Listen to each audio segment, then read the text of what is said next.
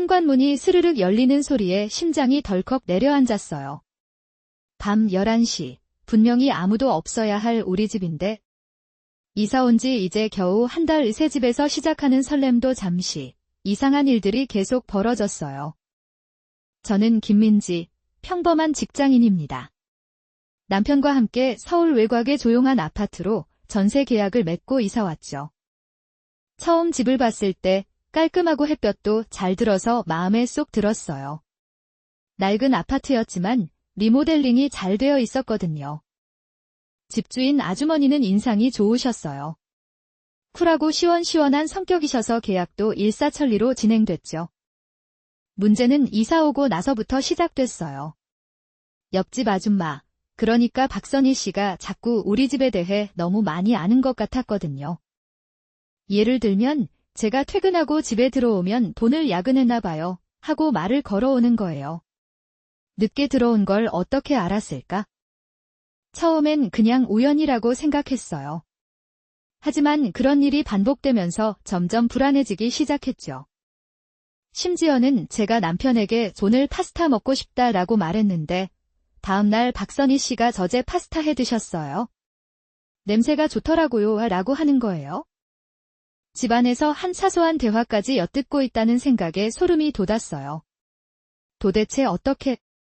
결정적으로 이상하다고 느낀 건 박선희 씨가 우리 집 비밀번호를 알고 있는 것 같다는 느낌이 들었을 때였어요. 한 번은 남편이 출장을 간 날 제가 깜빡하고 현관문을 제대로 닫지 않았던 적이 있어요. 새벽에 뭔가 스치는 소리에 잠이 깼죠. 나가보니 문은 살짝 열려 있었고 섬뜩한 기분이 들었어요. 혹시나 해서 비밀번호를 바꿔야겠다고 생각했죠. 다음 날 박선희 씨가 엘리베이터에서 저를 마주치더니 더머 비밀번호 바꾸셨나 봐요? 안 눌러지던데요 하고 웃으며 말하는 거예요. 소름이 쫙 끼쳤어요. 어떻게 바꾼 걸 알지? 혹시 몰래 들어왔었나? 그날 이후로 저는 박선희 씨를 의심하기 시작했어요. 도대체 왜 우리 집 비밀번호를 알려고 하는 걸까? 왜 우리 집 주변을 맴도는 걸까? 불안한 마음에 남편에게 이 모든 이야기를 털어놓았어요. 남편은 처음엔 저를 예민하다고 생각했지만 점점 심각성을 느끼기 시작했죠. 그래서 우리는 증거를 잡기 위해 몰래 CCTV를 설치하기로 결심했어요. 현관문 앞복도에 작은 카메라를 설치하고 며칠 동안 영상을 확인했죠. 며칠 동안은 별다른 움직임이 없었어요. 하지만 며칠 뒤 충격적인 장면을 목격하게 됩니다. 새벽 3시, 박선희 씨가 우리 집 현관문 앞에 서 있는 거예요. 손에는 작은 도구를 들고 비밀번호를 누르려고 하는 모습이 찍혀 있었어요. 하지만 놀라운 건 그 다음이었어요. 박선희 씨가 비밀번호를 누르려다 말고 갑자기 주머니에서 열쇠를 꺼내 문을 열고 들어가는 거예요. 열쇠. 도대체 왜 옆집 아줌마가 우리 집 열쇠를 가지고 있는 거지? 우리는 곧장 집주인 아주머니에게 연락했어요. CCTV 영상을 보여주며 자초지종을 설명했죠. 집주인 아주머니는 처음엔 당황한 기색이었지만 곧 얼굴색이 변하며 뭔가 숨기는 듯한 표정을 지었어요. 그러더니 마침내 입을 열었어요. 사실 이 집 전에 박선희 씨랑 같이 살던 집이었어요. 충격적인 사실에 우리는 말을 잇지 못했어요. 전세 계약 전에 박선희 씨가 이 집에서 살았다니. 알고 보니 집주인 아주머니와 박선희 씨는 친척 관계였고 잠시 함께 살았던 거라고 했어요. 그런데 박선희 씨가 개인적인 사정으로 갑자기 나가게 되면서 급하게 저희에게 전세를 놓은 거였죠. 문제는 박선희 씨가 아직도 그 집에 대한 미련을 버리지 못하고 있었다는 거예요. 몰래 열쇠를 복사해뒀다가 밤마다 찾아와 집안을 염탐했던 거죠.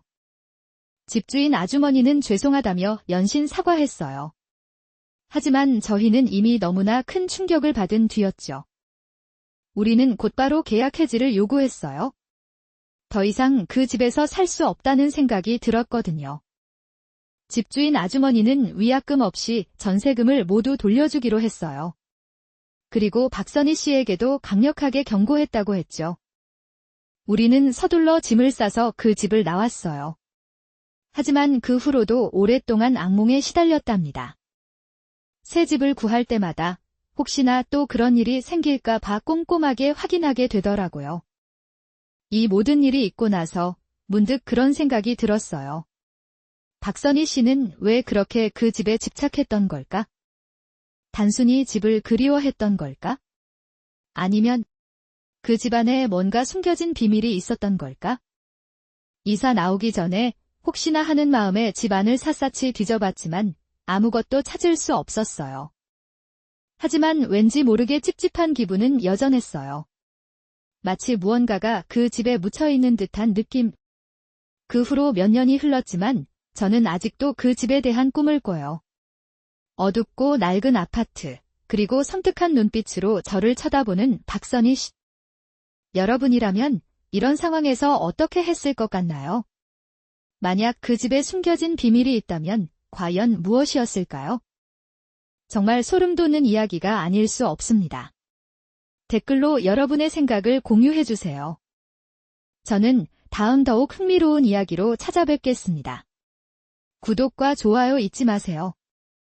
그럼 다음에 만나요. 안녕.